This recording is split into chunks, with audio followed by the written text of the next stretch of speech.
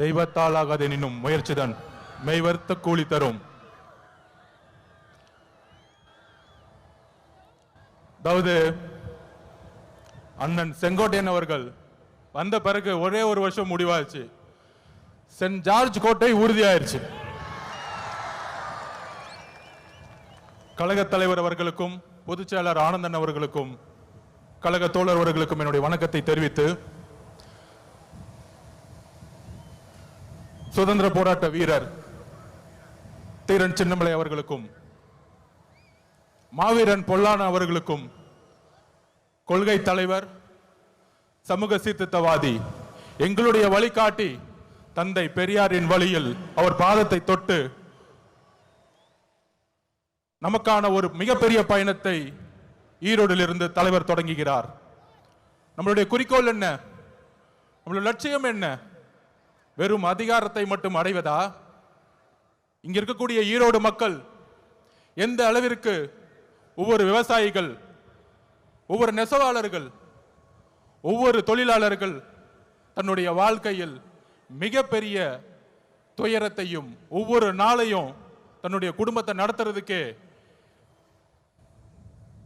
இந்த ஆட்சியோடைய ஊழலாலையும் பாதிக்கப்பட்டு இருக்காங்க.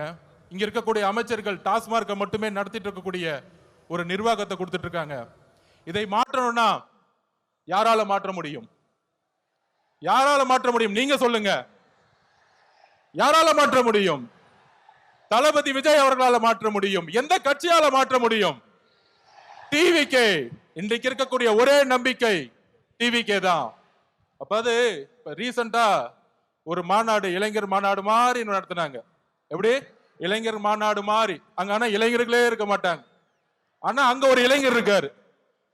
அவங்க அப்பா பையன், அவங்க 2 இளைஞர்கள் தான் தமிழ்நாட்டுல. அந்த இளைஞர்கள் சொல்றாங்க, மாநாடு போட்டு இளம் பெரியாராம். யாருப்பா இளம் பெரியாரு? பெரியாரோட வரலாறு தெரியுமா? பெரியார் ஸ்பெல்லிங் படிக்க தெரியுமா உனக்கு? மழையில படிக்க கொடுத்தா? இதே ஈரோட்டில் மண்ணில் எத்தனை சொற்பொழிவுகள், எத்தனை மாநாடு, எத்தனை உழைப்பு, 70 வருட உழைப்பு. அந்த 70 வருட உழைப்பை சிதைக்கிற மாதிரி இளம் பெரியார்னு சொல்றீங்களே உங்க மகனுக்கு, இதுவா ஆட்சி? திராவிட கழகம் என்ன செய்து கொண்டிட்டு இருக்கிறது? பெரியாரை அவமானப்படுத்தும் பொழுது இதே உங்க மகன் 5 வருஷத்துக்கு முன்னாடி சினிமால சமூக நீதினா என்னன்னு கொஸ்டின் கேட்டார்.